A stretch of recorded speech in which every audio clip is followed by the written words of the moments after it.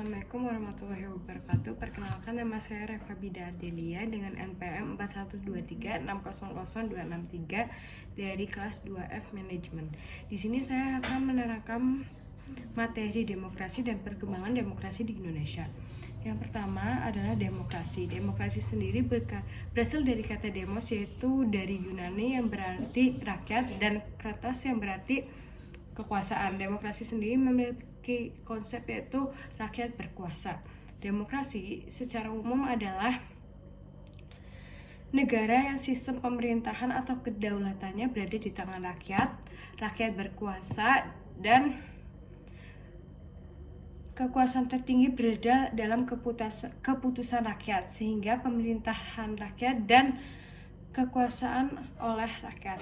Menurut Jim Lee sendiri menyatakan bahwa dalam sistem participatory demokrasi, kedaulatan rakyat itu mengandung makna dari rakyat, untuk rakyat, oleh rakyat, dan bersama rakyat. Sedangkan menurut Henry B. Mayo, demokrasi yaitu sistem politik yang menunjukkan bahwa kebijakan umum ditentukan atas dasar mayoritas oleh wakil-wakil yang diawasi secara efektif oleh rakyat. Nah, demokrasi itu secara umum terbagi menjadi dua, demokrasi secara langsung dan demokrasi secara tidak langsung. Menurut Torres, melihat demokrasi ada dua aspek, yaitu formal demokrasi dan substansif demokrasi. Formal demokrasi adalah sistem pemerintahan yang parlementer dan sistem pemerintahan presidensial. Kalau substansif demokrasi itu demokrasi yang dipilih secara umum atau pemilihan umum. Nah, di sini saya akan menjelaskan perkembangan demokrasi di Indonesia. Perkembangan demokrasi di Indonesia itu ada 4 periode.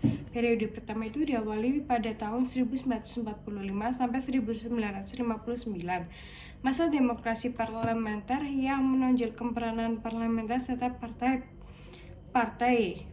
Pada periode 1959 sampai 1965, masa demokrasi terpimpinnya banyak dalam aspek telah menyimpang dari demokrasi konstitusional dan lebih menampilkan dominasi dari presiden dan terbatasnya peran partai politik serta peran ABRI sebagai unsur politik semakin meluas. Pada tahun periode 1966 sampai 1998, masa demokrasi Pancasila era Orde Baru yang merupakan demokrasi konstitusional yang menunjukkan sistem presidensial.